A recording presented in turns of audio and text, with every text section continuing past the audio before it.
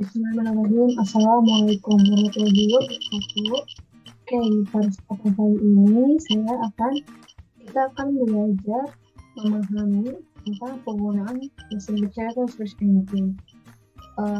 Berarti kalian tuh pasti sering banget ya sudah menggunakan search engine ini. Apa aja sih contoh search engine itu? Banyak kok yang akan kita bahas di slide berikutnya. Nah, sebelum kita masuk ke search engine itu apa, kita bahas dulu nih tentang internet. Jadi internet itu singkatan dari international network, artinya jaringan internasional. Nah, kenapa sih internet itu disebut sebagai jaringan internasional? Ya, karena dengan penduduk di rumah, kamu itu bisa menjelajah ke dunia-dunia di luar negeri gitu ya. Kamu bisa mencari tahu informasi di sana seperti apa, kamu bisa menonton film luar negeri gitu ya di internet. Dan jadi dengan ada internet gitu, dengan duduk di kamar istilahnya seperti itu, kamu bisa menjelajah dunia seperti itu. Oke, kemudian di sini ada contohnya mesin pencari. Jadi di dunia internasional ini banyak banget mesin pencari itu ya. Dan biasanya paling populer itu tergantung dari negaranya. Contoh di Indonesia ini. Di Indonesia itu yang paling populer mesin pencari itu adalah Google. Tapi kalau misalkan pergi ke daerah China gitu ya, ataupun ke Korea atau mungkin ke Amerika, itu mungkin di sana itu mesin pencari yang familiarnya mungkin beda gitu ya. Seperti di Korea itu yang paling banyak diminati sebagai mesin pencari adalah Naver. Kemudian mungkin kalau Baidu itu di daerah daratan Cina gitu ya. Dan mungkin kalau di daerah Amerika gitu itu menggunakan Bing atau Yahoo. Jadi mesin pencari itu adalah sebuah browser gitu ya, browser yang membantu kita untuk mencari sesuatu gitu ya. Ada Google, ada all.com, ada Yahoo, ada DuckDuckGo, kemudian ada Naver dan sebagainya. Seperti itu. Tapi pada intinya sih fungsi mereka itu sama, yaitu membantu kita ketika mencari informasi di internet.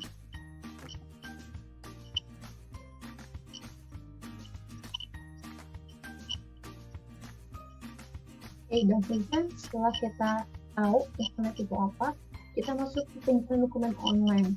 Jadi salah satu adanya internet itu memudahkan kita sebagai warga digital atau sebagai pengguna internet untuk bisa menyimpan dokumen kita secara online. Istilahnya, kalau yang selalu di booming itu adalah cloud computing. Jadi cloud computing itu adalah sebuah proses pengolahan daya komputasi itu komputer melalui jaringan internet yang memiliki fungsi agar dapat menjalankan program melalui komputer yang terkoneksi satu sama lain pada waktu yang sama. Contohnya kayak gini, misalkan salah satu aplikasi atau fasilitas penyimpanan dokumen itu adalah Google Drive. Nah, Google Drive itu foldernya bisa kita berbagi ke teman kita. Jadi meskipun teman kita ada di luar negeri ataupun misalnya ada di luar kota dengan komputer yang berbeda, tapi kita bisa mengakses folder yang sama dengan cara kita menyimpannya di Google Drive dengan membagi akses supaya teman kita bisa mengakses folder tersebut. Nah, kenapa sih disebut computing? Padahal kamu bayangin dokumen yang kita simpan gitu ya di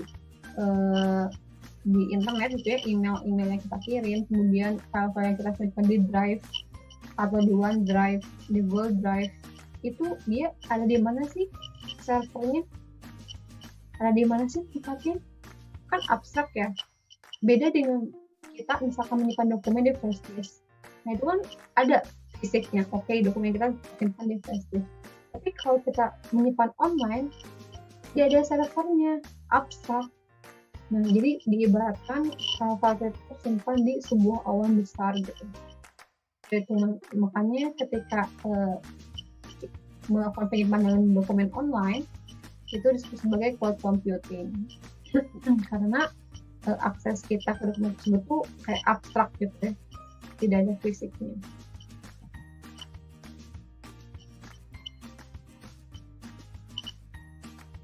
Nah, kemudian di sini ada gambar cloud computing. Jadi di sini adalah ilustrasi apa sih itu cloud computing ini ya. Jadi cloud computing itu unsur-unsurnya pertama ada mobile. Mobile itu perangkatnya. Laptop, ada komputer atau smart komputer. Kemudian ada aplikasinya. Aplikasi itu apa sih? Misalkan Google Drive, OneDrive, terus SoundCloud, banyak lah ya. Buat database. Database itu berarti ada data yang kita simpan, gitu ya. Kemudian ada storage-nya, ada penyimpanannya. Jadi di Google Drive itu dia ada penyimpanan-penyimpanannya gitu ya. Ada folder-foldernya sendiri. Ada kapasitasnya. Coba deh kamu buka Google Drive kamu. Itu kalau yang free itu batas maksimal penyimpanannya adalah 15 GB. Seperti itu. Nah, itu adalah storage-nya atau gudang kita. Terus kemudian kalau misalkan di SoundCloud mungkin berapa giga gitu. Kalau di OneDrive berapa giga kalau yang free. Kecuali kalau kamu berbayar biasanya dia tanpa batas gitu. Jadi kalau kita nyewa storage-nya, nyewa penyimpanannya itu bisa per bulan per tahun, itu kapasitas penyimpanannya akan lebih besar. Misalkan bisa 15 giga atau lebih dari 15 giga seperti itu. Consider server. Nah, server itu adalah tempat menyimpannya. Nah, ini kan tidak terlihat gitu. Kalau kita menggunakan Google Drive, kalau kita menggunakan cloud computing atau penyimpanan online, nah kita nggak tahu di mana servernya ada di mana gitu. Nah, tapi pasti ada servernya gitu. Kemudian sistem cloud computing itu ada 3. Yang pertama ada private cloud, ada public cloud, dan ada hybrid cloud. Nah, private cloud ini adalah penyimpanan yang hanya kita bisa akses. Contoh Google Drive.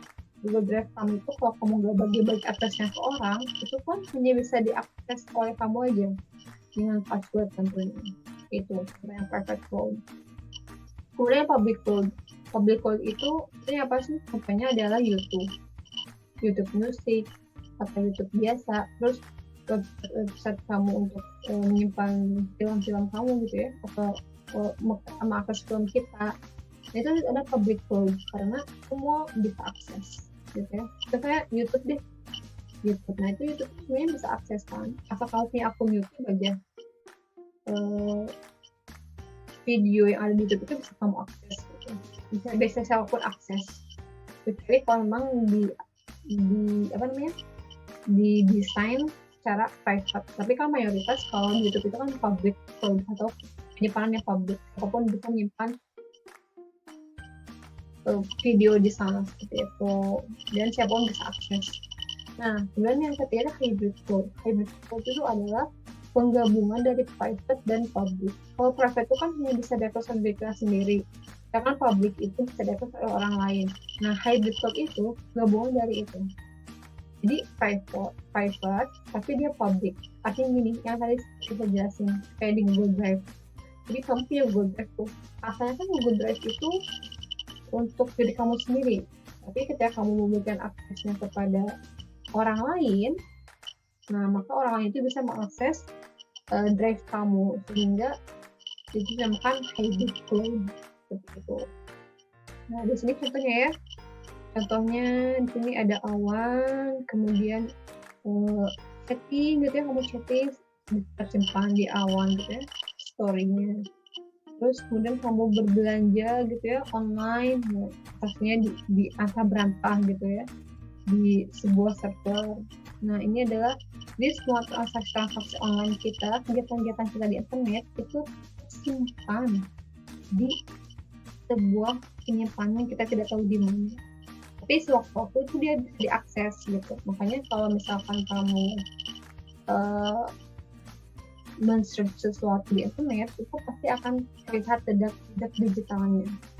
Jadi meskipun kamu hapus tuh story-nya, tapi kalau misalnya memang diahli untuk melihat menampilkan jejak digital kamu, itu pasti akan terlihat. Makanya hati-hati dalam message dulu ya.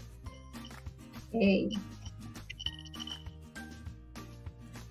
Nah, contoh media penyimpanan online itu ada iCloud, ada OneDrive, ada Dropbox. Jadi kalau kamu pernah dengar Dropbox ya, nah itu adalah salah satu tempat penyimpanan online. Itu ada Google Drive, ada SoundCloud, ada YouTube juga, banyak banget lah fasilitas yang menyediakan penyimpanan online seperti itu. Kemudian apa aja sih file yang bisa kita simpan dalam penyimpanan itu banyak banget. Bisa musik, contohnya apa musik? YouTube Music, Joox, Spotify, SoundCloud, banyak.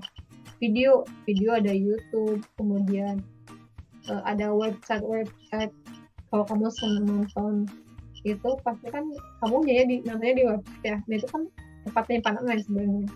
Ada Mediafire, kemudian ada sekarang juga Telegram, sudah bisa kita banyak banget simpan film di Telegram gitu ya. Nah itu video. Dokumen itu di mana sih? Biasanya di Google Drive, di OneDrive, kemudian di iCloud, terus ada di email juga. Email itu masuk ada penyimpanan online dalam bentuk dokumen gitu ya. Bisa juga sama ada file, ada kontak gitu ya. Kontak itu misalkan di simpan kontak di Instagram gitu, terus menyimpan kontak di Telegram. Kemudian cloud storage ini bisa kita share ke orang-orang gitu. Jadi kalau misalkan contoh nih, kalau nggak salah gitu ya, di SoundCloud itu kamu bikin akun, terus kamu nyimpan musik kamu di sana, nah orang itu bisa akses ke musik kamu gitu. Kamu bisa nge-share karya kamu di penyimpanan online ini. Jadi siapapun yang di dalam negeri atau luar negeri bisa mengakses hal yang kamu share, sehingga penyebaran filenya lebih cepat seperti itu. Kemudian ini ada contoh lagi berbagai macam penyimpanan online, ada Physical, kemudian ada Dropbox, ada Mega, ada Dashboard, ada Mediafire yang tadi saya bilang, banyak banget. Nah, namun biasanya terkenal di Indonesia itu Google Drive. Tapi kalau kamu mungkin mau nyoba OneDrive juga bisa. OneDrive itu adalah media penyimpanan dari Microsoft. Jadi kalau kamu punya akun Microsoft, itu kamu bisa buat akun Drive-nya. Itu anak-anak. Oke, terima kasih atas perhatiannya. Semoga materinya bermanfaat ya. Sampai ketemu di materi berikutnya. Wassalamualaikum warahmatullahi wabarakatuh.